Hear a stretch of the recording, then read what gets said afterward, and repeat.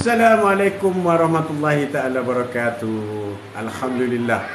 Alhamdulillah dapat bertemu lagi petang-petang ini. Walaupun lewat sedikit sedikit sirah para ulama, para rasul, para nabi. Itulah waktu petang.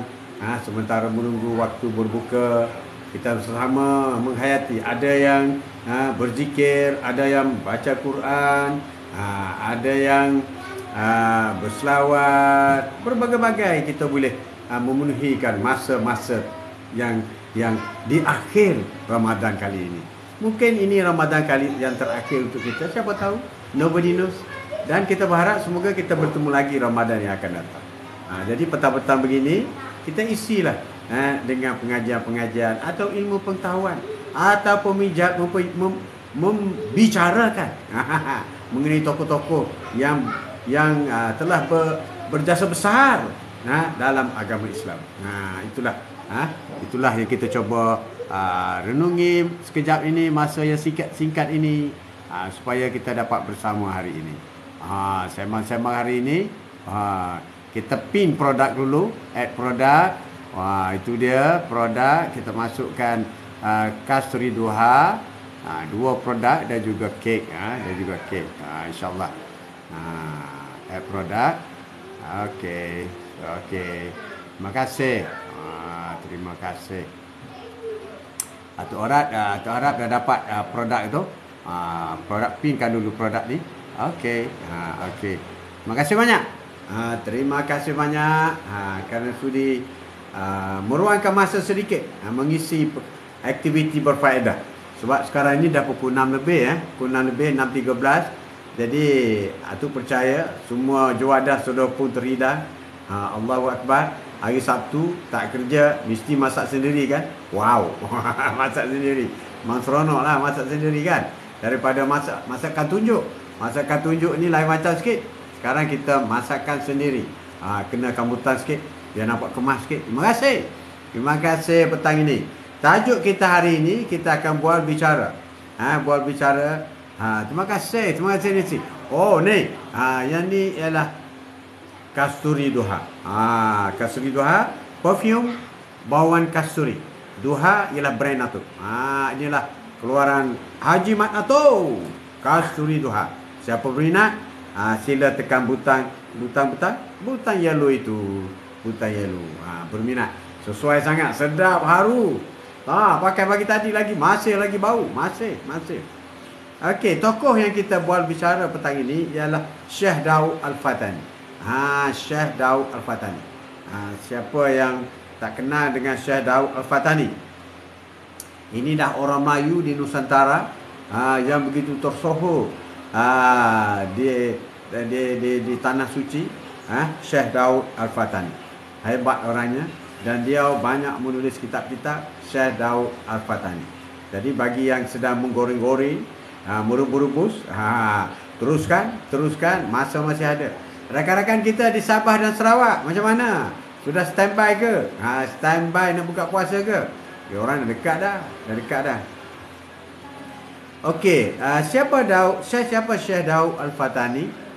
Syekh Daud Al-Fatani dilahirkan di Kampung Parit, iaitu Krisik, Thailand.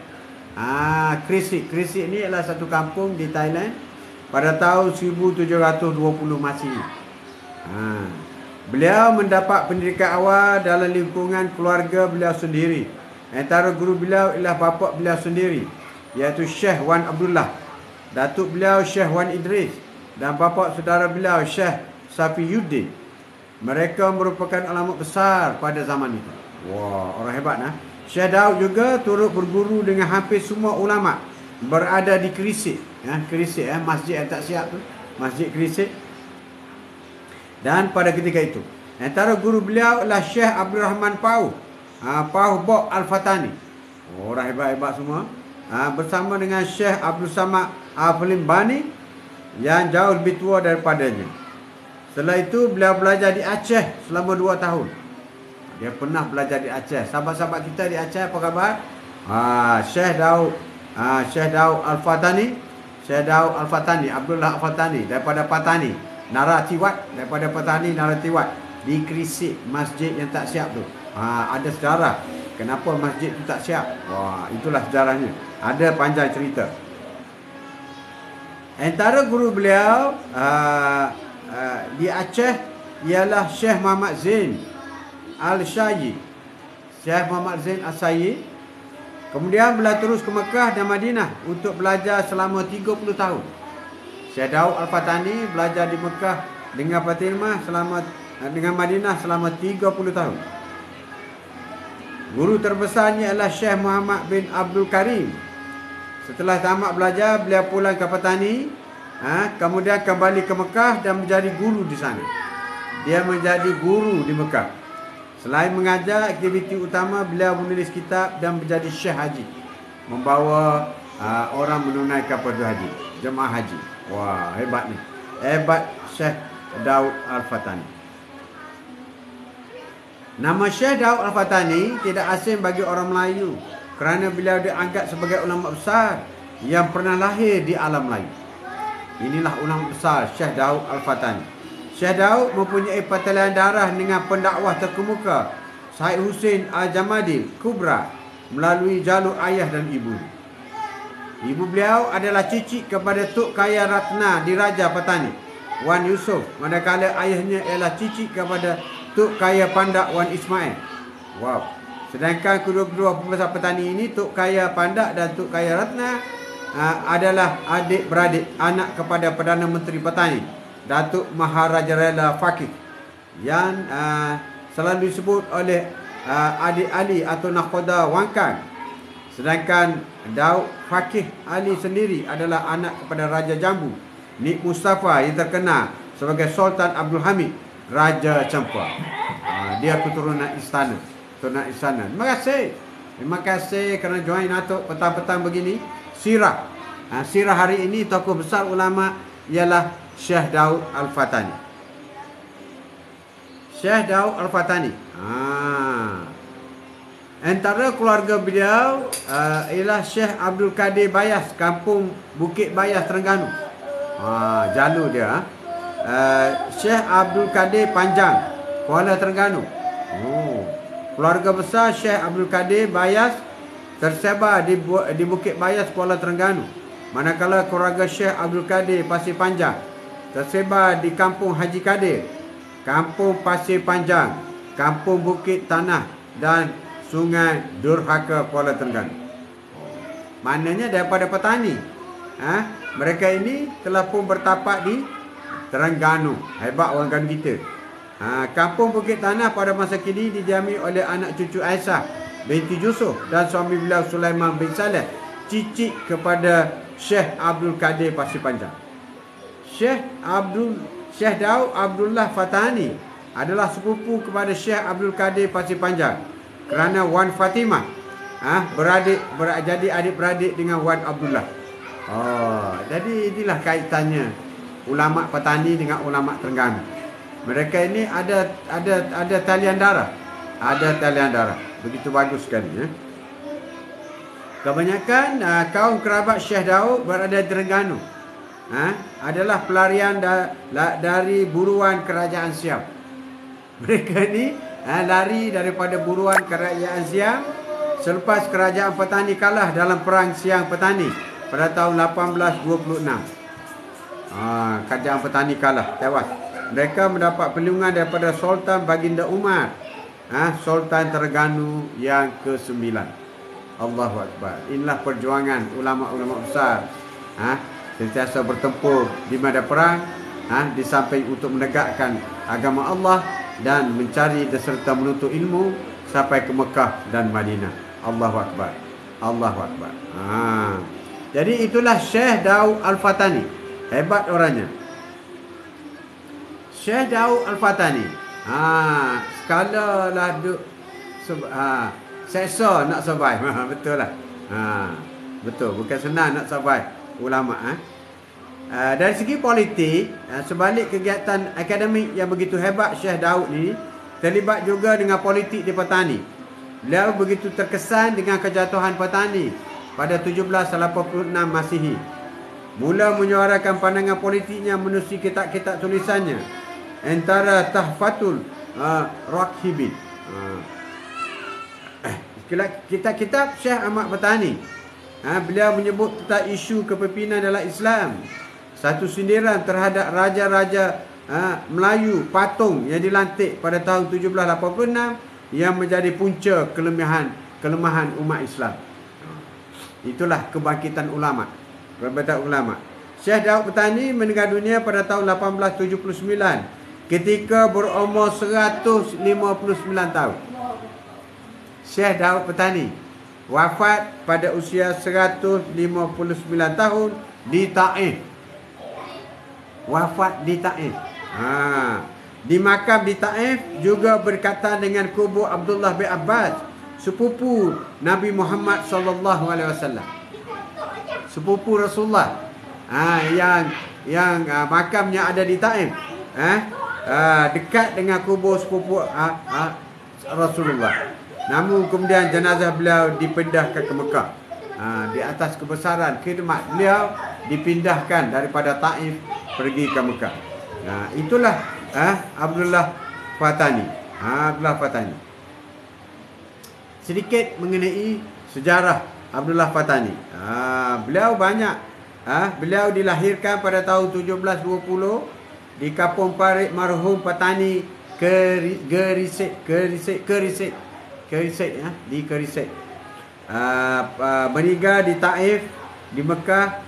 Pendidikan Pondok Pauh Bok Fatani di Aceh, di Mekah dan Madinah, dan di Semenanjung Arab. Pekerjaan iaitu pengarang kitab, guru agama, guru pondok. Itulah Syekh Daud Fatani. Hebat orangnya. Hebatnya. Inilah pejuang-pejuang yang dikagumi. Dikagumi oleh orang Melayu di Nusantara. Tokoh-tokoh agama, tokoh-tokoh ulama besar menjadi rujukan. Kitab-kitab menjadi rujukan kepada tokoh-tokoh besar di Nusantara.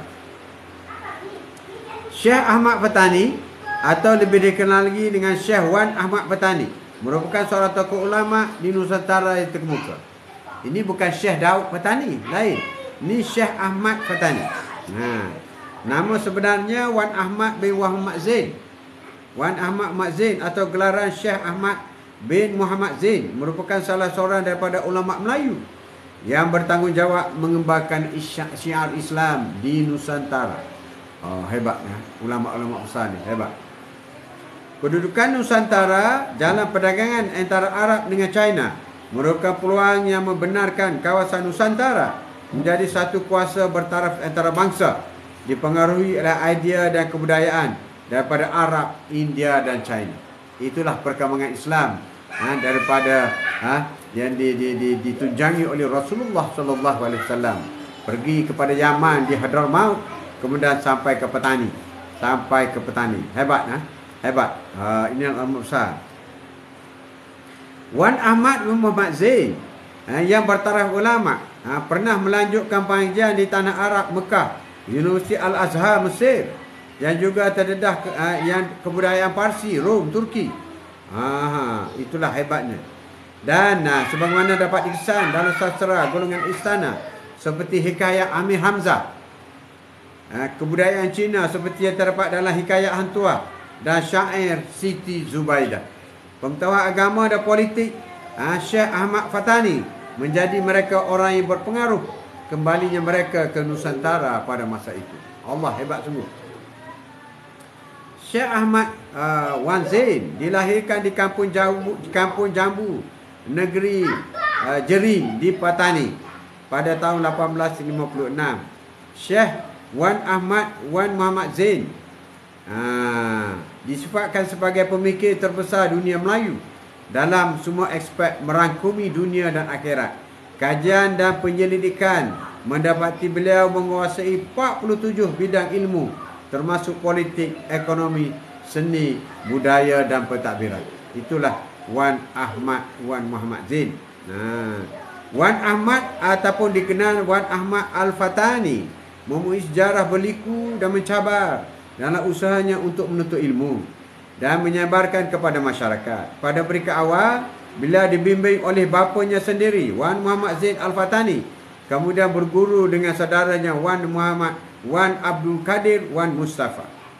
Pada usia 4 tahun bila berhijrah ke Mekah kerana mengikuti ibu bapanya ke sana untuk mencari ilmu agama. Justru beliau dibesarkan dalam budaya menuntut ilmu. Di Mekah beliau berkesempatan bergaul dengan ramai ulama. Kecerdasan otaknya terselah pada usia muda 12 tahun.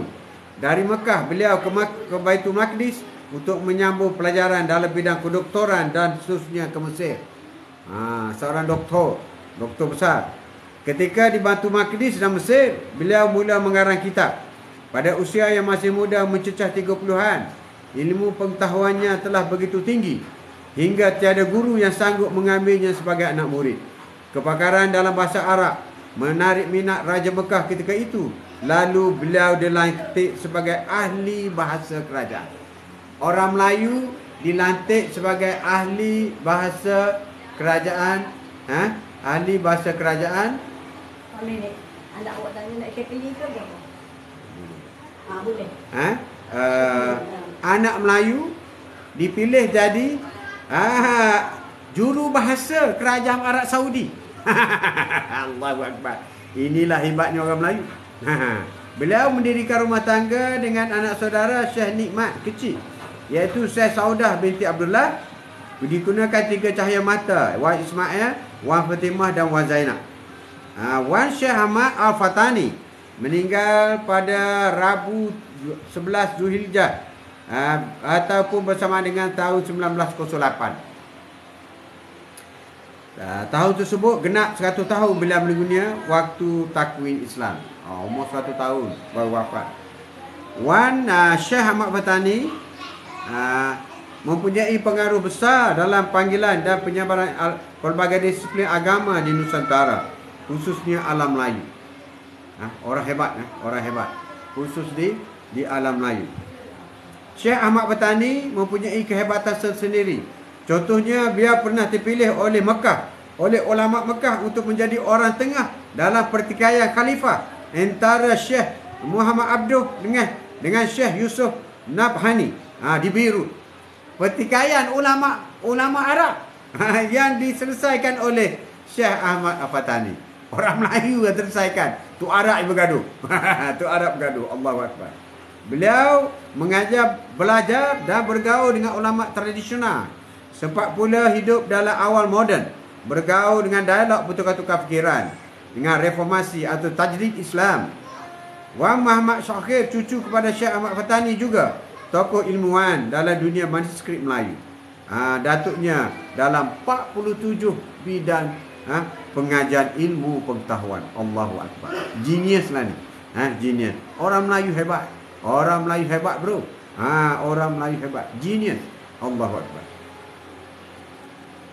Selain itu, katanya beliau terbabit dalam pemikiran ekonomi, sains, teknologi, pendidikan, perubatan, kemasyarakatan, sejarah, geografi, sosiologi, ilmu khat, ilustrasi dan pertanian. Allahu Akbar.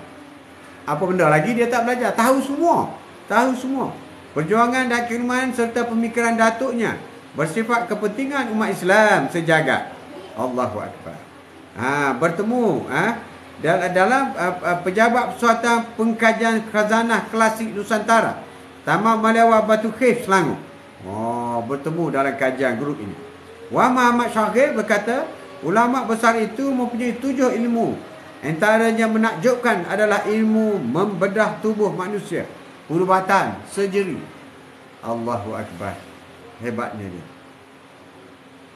Menghasilkan emas 24 karat menggunakan bahan campuran yang bukan daripada emas dan memperkenalkan tempat menyemai tanaman pertanian. Boleh buat emas. Campuran daripada bukan emas dijadikan emas. Allahu Akbar. Allahu Akbar. Tak ada kita belajar ilmu dia. Kalau dia kita buat emas. Bertokok-tokok, berkilo-kilo. Wahai, tak ada kita ni. Allahu Akbar. Boleh buat emas. Emas asli jadi. Allahu Akbar.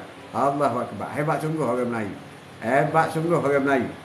Antara kandungannya adalah meminta raja mengukuhkan pembenaran ilmu. Syekh Ahmad Al-Fatani. Al-Fatani Juga seahli fikir dan hebat dalam politik. Politik hebat. Pemerintah dan Parti-Parti Negara. Pemikirannya dalam bidang ini terserlah melalui harapan dan wasiat ditulis untuk Raja Melayu, Kerajaan Petani, Kerajaan Kelantan, Terengganu, Johor dan Delhi.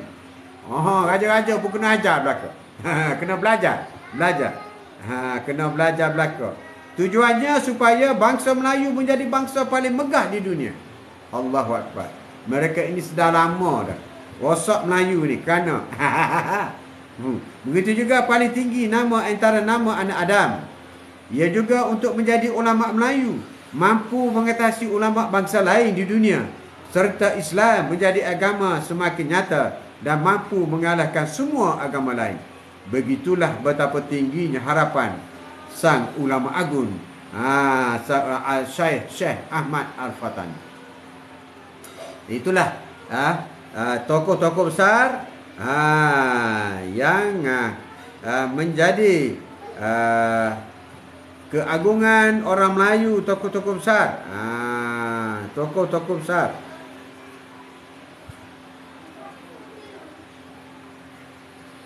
Antara tokoh-tokoh besar yang lain dalam kalangan orang Melayu. Dalam kalangan orang Melayu. Terima kasih kerana join Atuk. Selamat berbuka. Belum lagi. Jangan lupa Kasturi Duha. Cantik. Bau wangi.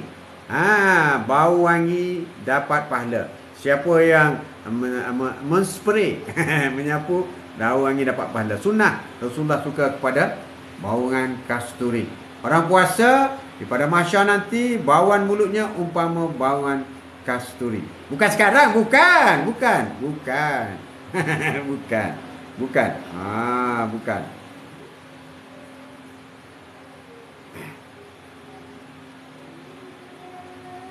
Tokoh-tokoh yang popular.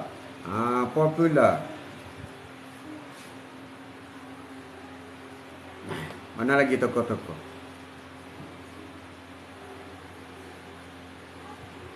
Kena download pula. Lambat ni. Okey. Antara tokoh-tokoh besar. Hebat Haji. Hanifah Hussein. Makasih. Makasih. Kita tazkirah mengenai tokoh-tokoh besar. Tokoh-tokoh besar yang ada di negara kita, di alam Melayu ini. Inilah tokoh-tokoh besar yang menjadi pegangan kepada kita. Tokoh-tokoh besar.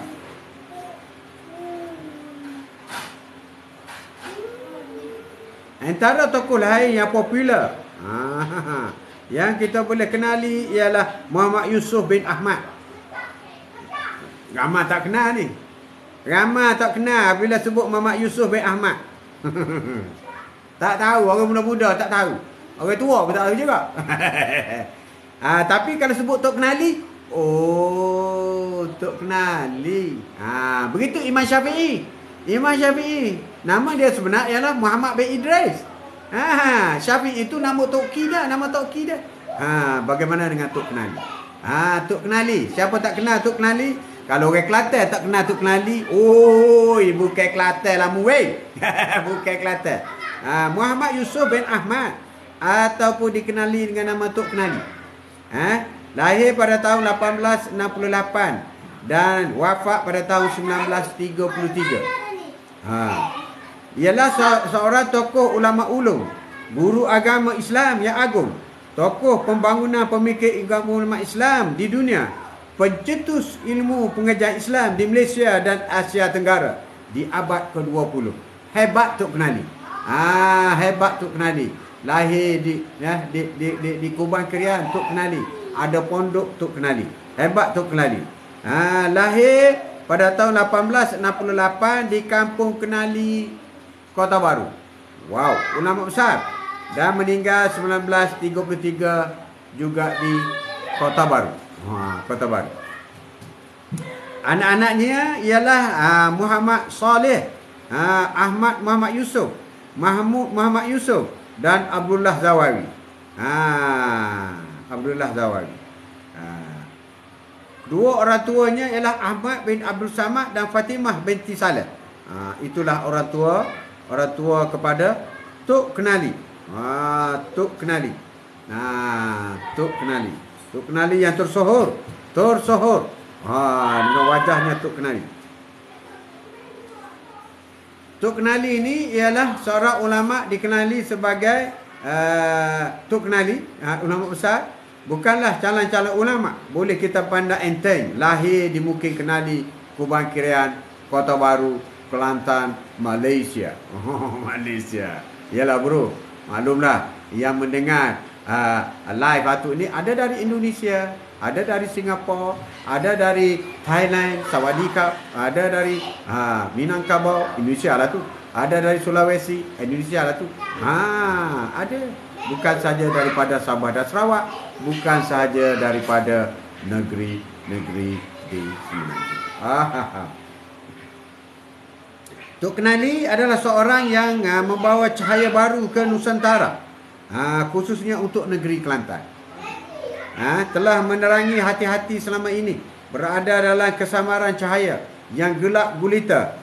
Kesamaran bukanlah disebabkan ulama itu tidak menyinar, tetapi sinaran yang dibawa Tok Kenali umpama matahari menerangi bumi. Itulah hebatnya Tok Kenali. Tok Kenali. Tok Kenali dahulunya pendidikan formal agama Islam ketika itu bertambah pesat dengan tumbuhnya benih-benih ilmu yang ditanam di seluruh Nusantara.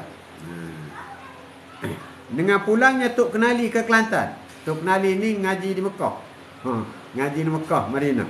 Dengan kembali ke Kelantan, setelah gurunya yang amat beliau kasihi, Al-Alim Al-Alamah, iaitu Al-Syekh Wan Ahmad Wan Muhammad Zain bin Wan Mustafa Al-Fatani yang kita sebutkan tadi. Merupakan pengaji ulung. Setelah pulang ke anak Fatani di sana sebelum ke Mekah. Namun setelah Tok Kenali pulang, semua penuntut ilmu tumpu kepada beliau dan berkuranglah orang Fatani kerana menurut ilmu Tok Kenali. Hebat. Bersastra sikit. Atuk baca je. Baca je. Bersastra sikit. Itulah Tok Kenali. Tok Kenali. Tok Kenali atau nama sebenarnya Haji Muhammad Yusof adalah salah satu nama yang tidak asing lagi di Nusantara, Malaysia, Indonesia, Thailand, Singapura, Vietnam, Kemboja. Menurut Ustaz Hafiz Hukmi, merupakan cicit kepada Tok Kenali.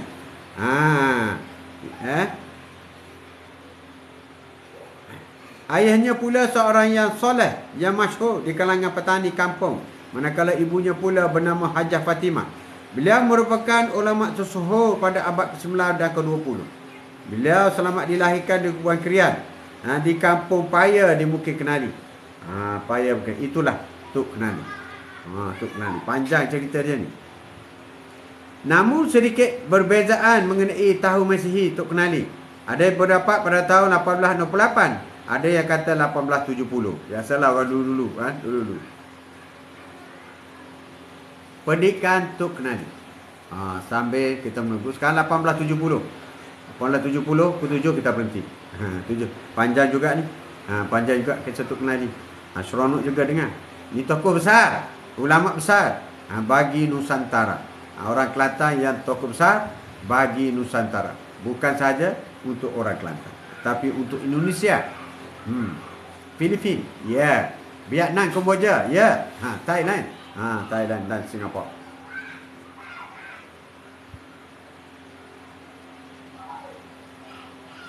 Diriwayatkan oleh cucunya, pendidikan Tok Kenali ini segala tugas untuk menjaga anak kecil yang besar namanya sehingga kini dah alih oleh ibunya. Okey. Hajah Fatimah. Selain datuknya Tok Mat. Ini pembelajaran ni melalui keluarga, parent dia. Tok Kenali telah belajar akan ilmu Al-Quran dan menghafal syair serta pantun yang mengandungi nasihat dan saranan peribadi mulia.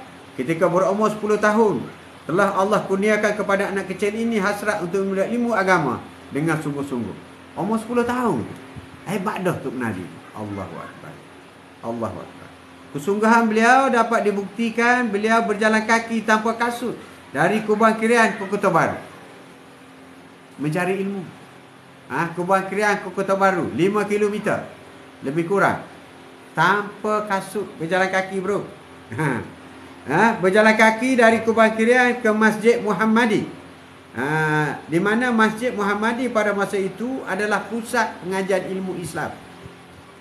Pada ketika itu menuntut ilmu dan dengan beberapa guru seperti Tuan Guru Haji Samad bin Haji Saleh yang meninggal di atas bangku. Haji Samad ni mengajar di Masjid Mahat Muhammadi. Tok Kenali umur 10 tahun, belasan tahun berjalan kaki tanpa selipar, tanpa kasut, dari Kubah Kirian ke Masjid Muhammadi. Berjalan kaki, bro. Hoi. Menurut riwayat, dia berjalan kaki ayam untuk berjalan kaki. Kenali perjalanan menjadi lebih cepat. Bahkan jika bila berjalan bersama sahabat yang lain, mereka akan ketinggalan jauh. Jadi cara berjalan Tok Kenali kita ni cepat. Cepat. Dia berjalan tapi laju. Tapi laju. Ada juga dikatakan berjalan kaki ayam kerana mengikut sunnah Imam Malik yang tidak memakai selipar ketika berada di Madinah kerana malu teramat sangat dengan Nabi, dengan jasad Rasulullah di bawah tanah terletak di Masjid Nabawi, dan seolah-olah menghina jasad Nabi yang berada di tanah di bawah tanah. Kisah Imam Malik. Imam Malik apabila sampai dekat dengan masjid dekat Madinah, berhampiran nak masuk Madinah, dia akan buka, dia akan berjalan kaki ayam. Ini Imam Malik. Imam Malik. Dia kata, aku tak sanggup menghina bumi yang ada jasad Rasulullah. Aku tak sanggup. Tak sanggup. Aku sanggup berjalan kaki. Tak sanggup berselipar. Kita sekarang macam mana pergi Mekah? Berselipar lah, bro. Allahu Akbar. Kita bukan stand up Imam Malik. Imam Malik. Ya Allahu Akbar. Imam Malik. Mereka akan kita okay. Masjid Muhammadi Kota Baru. Beliau menuntut tasawuf dengan Tuan Tabar, Tuan Guru Haji Tabar, yang merupakan anak murid kepada Syekh Ibrahim Ar-Rashidi. Kemudian ilmu Nahu beliau mempelajari dengan Khadi Haji Ismail bin Mahmud yang terletak tidak jauh dari Masjid Muhammadi. Tok Kenali juga berguru dengan Haji Awang Alim di kampung Atas Banggu, hilir masjid, sebelah hilir masjid. Jadi kawasan Masjid Muhammadi itu, Banggu apa semua, semua di situ adalah lubuk mencari ilmu. Allahu Akbar. Lubuk mencari ilmu. Antara guru yang lain ialah Haji Ni Ismail, ayah kepada sahabat seperguruan beliau, Syekh Ahmad Al-Fatani, Datuk Perdana Menteri Paduka Haji Ni Mahmud bin Ni Ismail. Orang dulu jadi Perdana Menteri, orang alim, bro. Orang alim, bro. Bukan kaki kucabra. Kaki rasuah. Allahu Akbar. Allahu Akbar. Astagfirullahaladzim. Aku puasa ya Allah. Aku puasa ya Allah. Okey, Tok Kenali pergi ke Mekah. Pukul 7 kita berhenti. Pukul 7. Berhenti awal pun bukan boleh makan pun. Ini pun majlis ilmu, mengingati ulama-ulama besar. Mengingati ulama-ulama besar. Inilah kita. Kita mencari ulama-ulama besar. Sewaktu Tok Kenali berumur 18 tahun. Berumur 18 tahun. Dan Allah diberikan rezeki Allah kepadanya untuk menuntut ilmu di Mekah. Umur 18 dia pergi ke Mekah. Umur 10 tahun berulang alik kenali ke Masjid Muhammadi Kota Baru.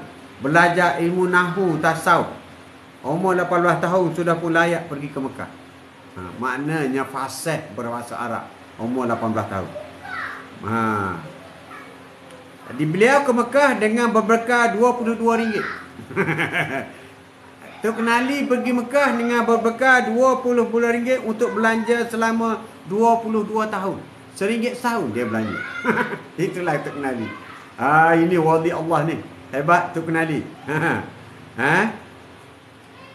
Beliau menaiki kapal laut. Masa tu tak ada kapal terbang lah. Menaiki kapal laut. Tiket berharga RM50. Tiket kapal laut daripada Malaysia ke Jeddah RM50. Dibiayai oleh penduduk kampung sekitar yang mengharapkan Tok Kenali mendapat dan menggunakan manfaat sebaiknya berbakti kepada umat Islam seluruhnya. Derah orang kampung. Memang ini cara dulu. Bila bunyi anak nak pergi universiti, nak masuk Azhar ke apa semua, dia buat kenduri sikit, masing-masing semua keluar belanja. Orang kampung hebat kan? Jadi Tok Kenali juga tambang kapal RM50 dengan sumbangan daripada orang kampung. Barakah. Allahu Akbar. Barakah sungguh.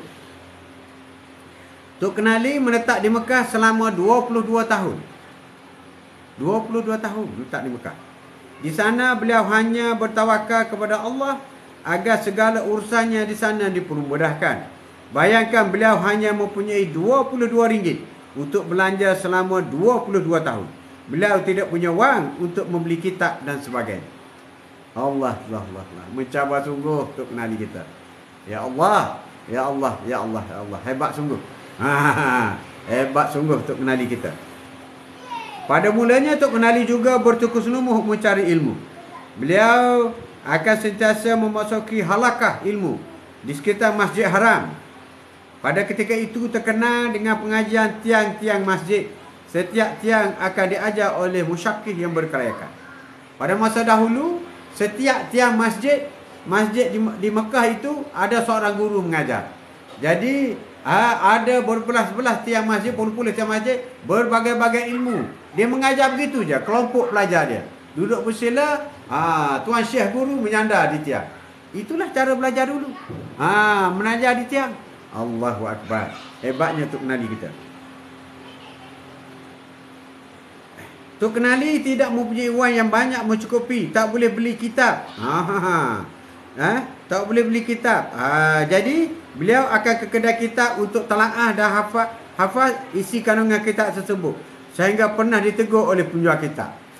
Dia nak beli kitab tak ada duit. Dia pergi dia baca kitab di kedai, di toko kedai di Mekah. Dia baca sehingga ada kala ditegur oleh orang kedai. Kamu ni nak baca je, beli tidak?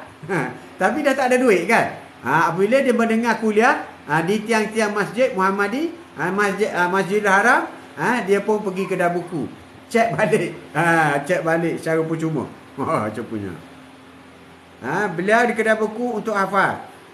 Ditegur. Pada suatu hari dia menceritakan beliau lalu menjual. Tok Kenali menceritakan perihal beliau lalu menjual. Penjual tersebut faham dan membenarkan untuk berbuat akhir. Allahu Akbar. Besarnya hidayah Allah memberi kebenaran, memberi keterbukaan hati kepada penjual buku itu supaya membenarkan. Tok Kenali ni baca buku di kedai itu. Baca kitab di kedai itu. Allahu Akbar. Susahnya kan belajar Tok Kenali. Inilah ilmu yang barakah yang mereka perolehi. Jadi pembacaan melalui telaah, beliau mampu menghafal sekaligus isi kandungan, disertai dengan fahaman. Dia hebat. Baca saja hafal. Hafal. Itulah kelebihan yang diberi oleh Allah SWT. Maklumlah buku pun pinjam. Buku pun pinjam. Allahu Akbar. Hebatnya Tok Kenali.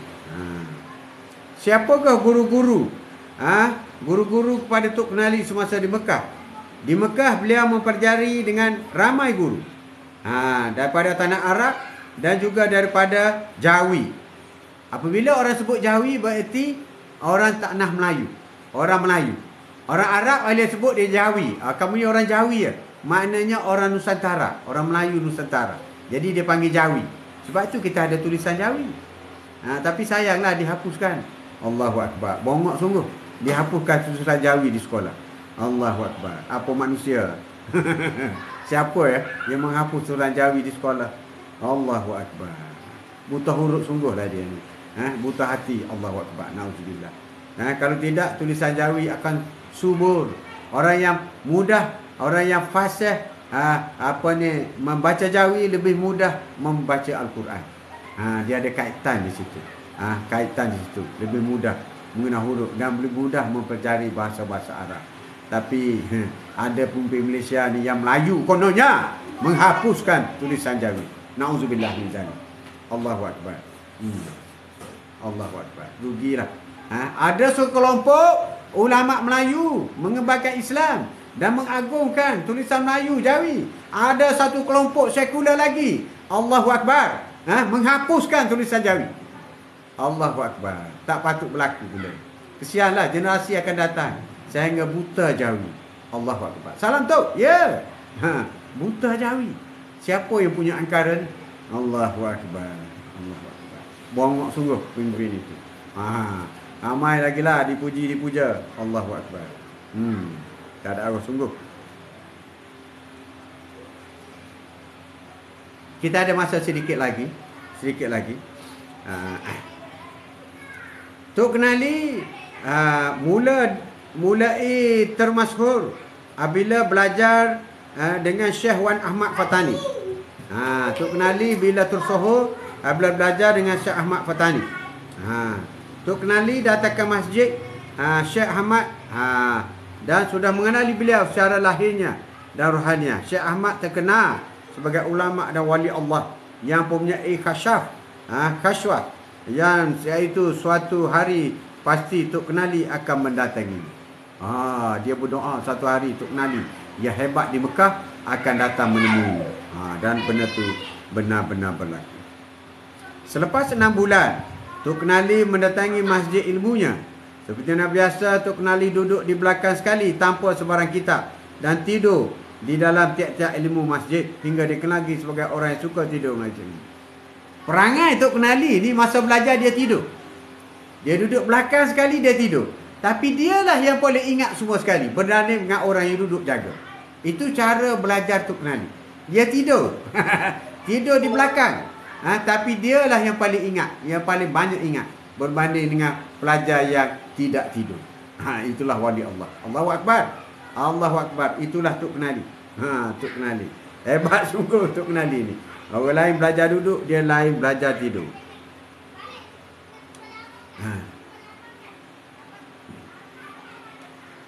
Pernah satu ketika Syekh Ahmad menyediakan 3 soalan yang susah kepada murid-murid.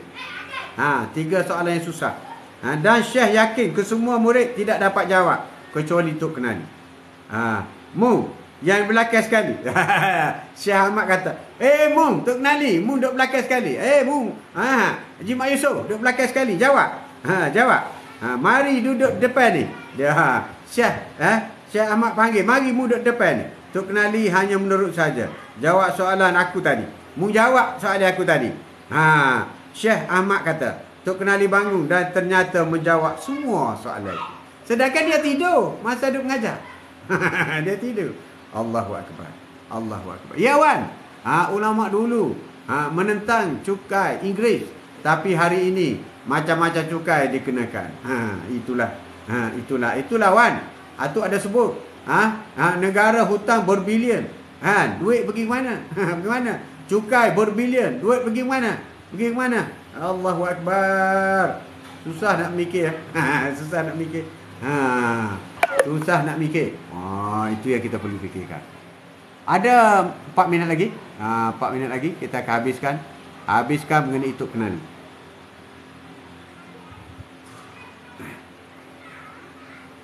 Apa jasa-jasa Tok Kenali?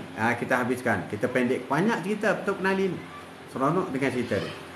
Selepas pulang ke Kelantan, banyak perkara yang dilakukan oleh Tok Kenali.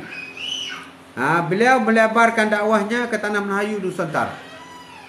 Selain membuka pondok di Kuban Krian, dia balik buka pondok Kuban Krian. Beliau menubuhkan Majlis Agama Islam Negeri Kelantan. Tok Kenali lah yang menubuhkan Majlis Agama Islam Negeri Kelantan. Majlis Agama Islam dan Adat Istiadat Negeri Kelantan pada tahun 1915. Tok Kenali tubuh, bro. Tubuh Tok Kenali. Ingat tak?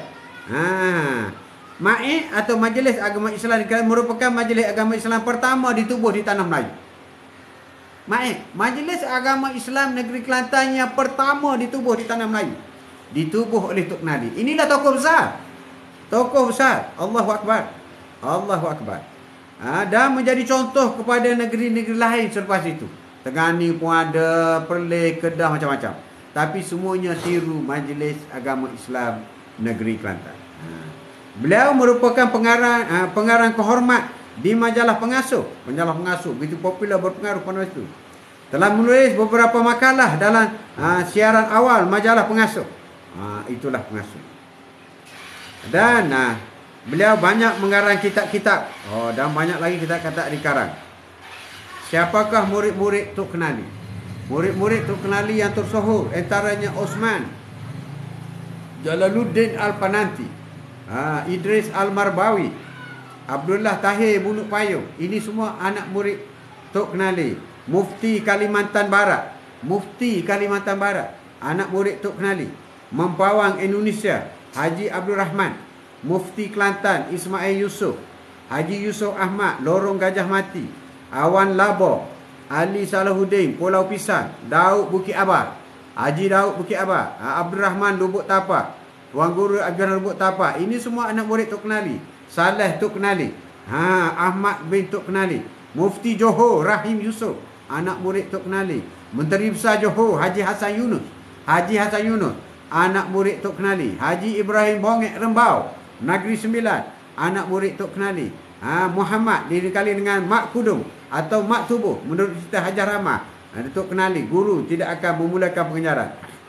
Tok Lebay Yaakob Legor, Haji Osman Seri, Daud bin Umar Limbat dan Abdul Kadir Adabi. Itulah. Jadi setiap yang bernyawa pasti akan mati. Jadi wafatlah pada usia 65 tahun. Iaitu jenazah dikuburkan di Maklah di Mekah. Jadi kubur Tok Kenali dimakamkan di kubur Maklah di Mekah. Untuk penilaian tokoh, marilah untuk dipahami bahawa aku kalau Tok Guru Wan Ahmad Tok belum mati, aku tak akan turun padan lagi. Ucapan Tuan Guru Haji Muhammad Yusof yang sempat berguru dengan selama 12 tahun dengan Tuan Guru. Itulah dia. Itulah gambar-gambar yang ada. Jadi cukuplah untuk hari ini. Sudah pukul 7. Alhamdulillah, terima kasih banyak. Bagi siapa rakan-rakan sahabat yang ingin pewangi Kasturi Duha, iaitu minyak wangi Kasturi Duha perfume keluaran Haji Mat Atok, bolehlah membuat tempahan di kuning beg kuning ini, beg kuning, ataupun pergilah mana-mana video yang tu ada, pergi touch beg kuning, sentuh beg kuning, maka keluarlah produk keluaran Atok, iaitu biskut coklat chips dan juga pewangi Kasturi Duha. Terima kasih banyak di atas kesudian bersama dengan Atok petang ini. Semoga memberi manfaat kepada kita. Atok berdoa semoga semuanya mendapat pahala atas kesudian meneliti tokoh berjuang ulama besar, wali Allah, iaitu tokoh Tok Kenali. Tokoh besar yang berjasa besar, sehingga ke hari ini tertubuhnya Majlis Agama Islam Negeri Kelantan atas jasa idea daripada Tok Kenali. Sesungguhnya manfaat, syafaat akan diperoleh oleh Tok Kenali sehingga ke hari kiamat. Allahu Akbar. Dan Atok berdoa semoga kita semua, puasa kita semua diterima oleh Allah. Ya Allah, janganlah kau tolak puasa kami. Jangan kau telah kurangkan pahala puasa kami, ya Allah. Sesungguhnya sepanjang hari ini banyak kekurangan yang kami lakukan. Tapi kami berdoa dengan keikhlasan, ya Allah, dengan petang kepada hari pembukaan menghampiri buka puasa ini, ya Allah. Kami berdoa, ya Allah. Ya Allah, Allah yang Maha Pengampun. Ya Allah, Allah yang suka memberi ampun. Ya Allah, Allah yang suka mengampunkan umat-umatnya. Allah yang suka mengampunkan hamba-Nya. Kami mohon, ya Allah, ampunlah dosa kami. Ampunlah dosa kami. Ya Allah, ampunlah dosa kami. Dan berakhirnya Ramadan berakhir, terhapuslah dosa kami semuanya, ya Allah. Kami memohon kepada Allah semoga tidak ada dosa kami yang dibawa selepas daripada Ramadan. Ya Allah, hanya padamu lah kami mohon, ya Allah. Rabbana atina fid dunya hasanah wa fil akhirati hasanah wa qina azabannar wa qina azabannar wa qina azabannar. Walhamdulillahirabbil alamin. Assalamualaikum warahmatullahi taala wabarakatuh. Wallahu a'lam. Sallallahu ala Muhammad.